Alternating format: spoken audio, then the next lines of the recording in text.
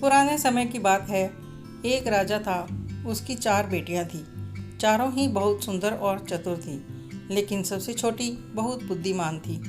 वह माँ से हर समय कुछ न कुछ सीखती रहती थी। राजा रानी और परियों की कहानियाँ सुना करती थी।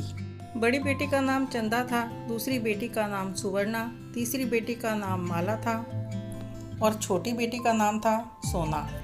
चारों ही राजकुमारियां अपने माता पिता से बहुत स्नेह रखती थी। एक दिन राजा ने अपनी चारों बेटियों को अपने पास बुलाया और कहा, मैं जानना चाहता हूँ कि मेरी बेटियाँ मुझसे कितना प्यार करती हैं। चारों खुश थी कि आज अपने पिता के संग कुछ समय मिला है।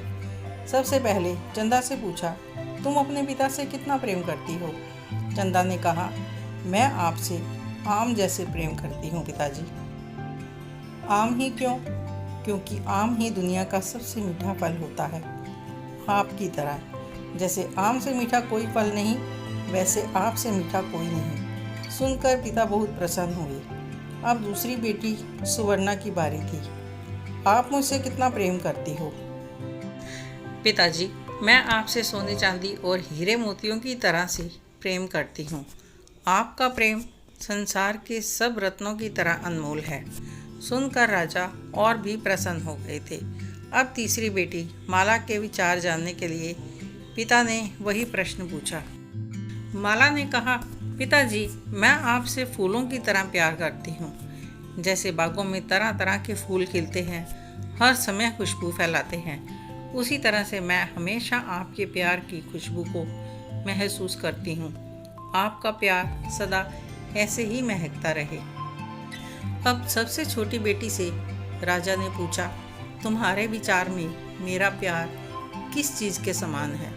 तुम्हारी बहनों ने मेरे प्यार की तुलना मीठी वस्तुओं, रत्नों और फूलों की महक से की।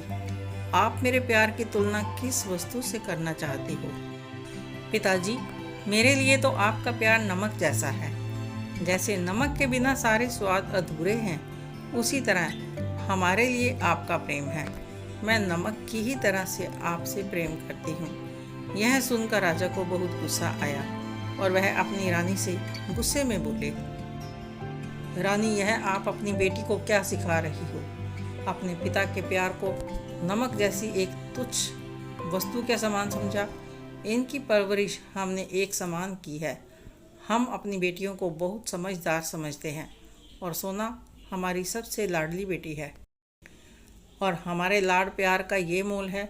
हमारे प्यार की तुलना नमक से कर दी, हम इसे कभी क्षमा नहीं करेंगे। इससे हम कभी बात नहीं करेंगे। कह दो अपनी बेटी से। कुछ समय बाद राजा ने अपनी बेटियों की शादी के विषय में अपनी रानी से सलाह की। चंदा, सुवर्णा और माला की शादी एक से बढ़कर एक सुंदर और योग्य राजकुमारों से कर दी और छोटी बेटी सोना की शादी एक साधारण व्यापारी के पुत्र से की और कहा, जिसे अपने पिता का प्यार नमक जैसा लगता है, उसे साधारण पति मिलना चाहिए। सोना ने इसे अपना भाग्य समझकर स्वीकार किया। सभी बहनें अपनी अपनी दुनिया में प्रसन्न थी। कुछ समय बीता। राजा ने अपनी रानी से कहा कि वह अपनी बेटियों की कुशल मंगल जानना चाहते हैं। वे दोनों अपनी बेटियों से मिलने के लिए रवाना हुए। बारी बारी से दोनों अपनी बेटियों को मिलने गए। उनके महल राजपाट देखकर प्रसन्न हुए। बेटियों दामादों ने दोनों की अच्छी तरह से आवभगत की। वे अपनी तीनों बेटियों को बहुत सारा धन और हीरे मोती स्वर्ण उपहार में देकर आए। अब वे सोना के घर गए। सोना और उसके पति ने राजा रानी का बहुत सम्मान किया। उन्होंने बहुत अच्छे अच्छे पकवान बनवाए। खीर, पूरियाँ, हलवा, कई तरह के मिष्ठान भी बनवाए। राजा रानी ने सब कुछ चखा, पर दाल और साग सब्जी में नमक नहीं था।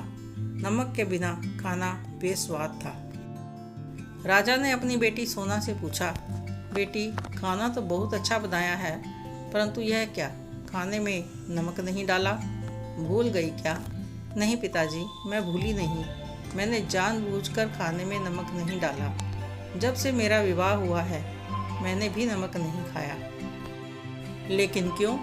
वह इसलिए क्योंकि इस नमक के कारण आप मुझसे नाराज हो गए थे और मुझे दंड स्वरूप एक साधारण परिवार में ब्याह दिया। वह मेरा भाग्य था, परंतु आपका नाराज होना मेरे लिए दंड था। जिस नमक के कारण आपने मेरा त्याग किया, मैंने उस नमक को ही त्याग दिया। राजा ने उठकर अपनी बेटी को गले से लगा लिया और कहा कि मैं तुम्हारे प्यार को समझ नहीं सका। जिस नमक के बिना हमें एक समय का भोजन बेस्वाद लगा, उस नमक के बिना तुम इतने समय से कैसे खा रही हो। जिस वस्तु ने मेरे पिता का प्यार छीन लिया, उस वस्तु के लिए मेरे जीवन में कोई जगह नहीं है। मुझे क्षमा कर दो बेटी। संसार की किसी भी वस्तु के बिना गुजारा हो सकता है, परंतु नमक के बिना नहीं। तुमने मेरे प्यार की तुलना बहुत अनमोल वस्तु से की है। सभी बहनों में तुम सबसे ज़्यादा समझदार हो, यह तुमने साबित कर दिया है। नमक और प्रेम के बिना जीवन नीरस है। मेरी सभी बेटियां मुझसे बहुत प्रेम करती हैं। मैं दुनिया का सबसे ज़्यादा भाग्यशाली पिता हूँ जो मुझे तुम जैसी बेटियां मिली हैं। क्या राजकुमारी सोना का प्रेम अपने पिता के लिए सचमुच नमक के बराबर था या सबसे ऊंचा? इस बारे में आपकी क्या राय है? कमेंट करके अवश्य बताएं। यह कहानी आपको अच्छी लगी हो तो लाइक करें, शेयर करें और सब्सक्राइब करना ना भूलें। धन्यवाद।